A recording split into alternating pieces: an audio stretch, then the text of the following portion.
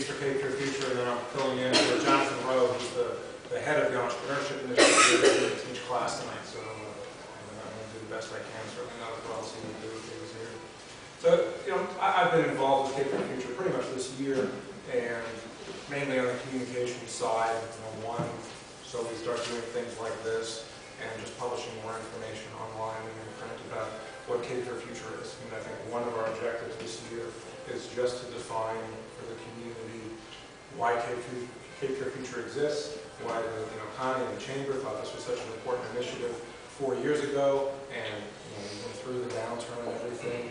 This is still probably the main initiative the Chamber has, and it's meant to be, sort of like what your comments were at the beginning. It's meant to be a broad community initiative involving a lot of groups. A good example of that is the Entrepreneurship Center at the university that Jonathan Rowe heads, and they are essentially heading up the entrepreneurship piece of this effort because they were the best equipped to handle it, and they have the talent and the resources there to do it. So we're certainly not looking to reinvent the wheel with this. We're certainly looking to work with existing organizations in the community to advance what I think all of us broadly recognize as good things. Obviously we all want a good school system, we all want to be a good place for entrepreneurs, we all want quality of life, we all want image enhancements of people outside this area. Number one, our Long County, Colony, Delaware, and there's broad awareness of what Wilmington has to offer, and we're not as much of the kind of the secret hidden gem.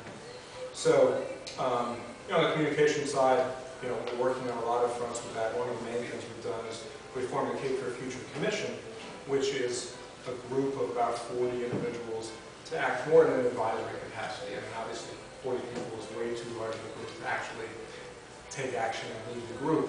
The folks you're hearing from tonight are the ones who are leading it, but these are the folks who are in charge of the biggest resources in our community. The heads of UNCW and the community college, top elected officials and administrators for the city and the 3 counties, the business leaders, economic development leaders. So we had our first meeting a month or so back just to, again, start defining for them what Cape Fear Future is, what our long-term, short-term objectives are, and so they can go back to all of their organizations and just help spread the word about this. So when we come out with very specific initiatives, then they say, oh, okay, this is part of Cape Fear Future. And I see it really as a launching pad. You'll hear later specifically from Chris. And you can imagine, Chris has a lot of good ideas about quality of life here. Imagine if he had to go to 40 different entities in this community and try to get them on board separately and try to coordinate all of them to work together on a project. By having just this structure in place, we hopefully really propel some of these initiatives to catch on quickly and get the funding and resources that they need. So that covers the commission and the communication part. And then for the entrepreneurship part, the cookbook that Randy and Connie talked about, a lot of the 41 initiatives dealt with entrepreneurship in many different forms. So Jonathan Rowe with the Entrepreneurship Center at UNCW is heading that up. So I'm going to crib off of one of his presentations as to what some of the accomplishments are there. But if you've been involved at all, if you've been out to any of the events that the Entrepreneurship Center has, it's been really incredible to watch in the past year or so.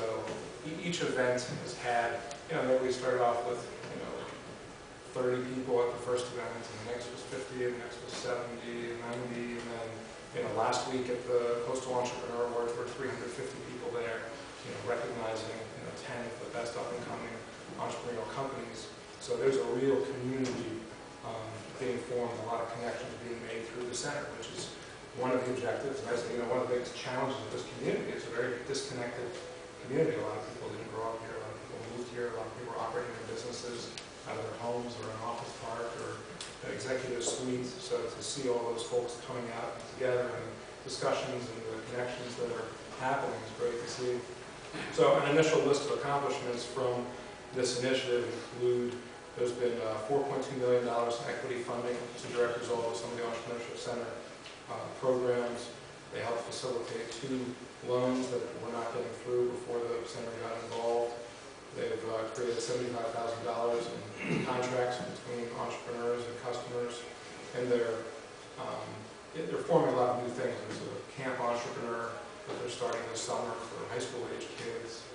terms of the events that they've had, they've hosted now, pre-April 28th, they had 13 events with 914 attendees. And since that count, they've hosted the Rocket Pitch event and then the Entrepreneur Awards, which we had last week, which Mrs. Jones works on with the Entrepreneurship Center.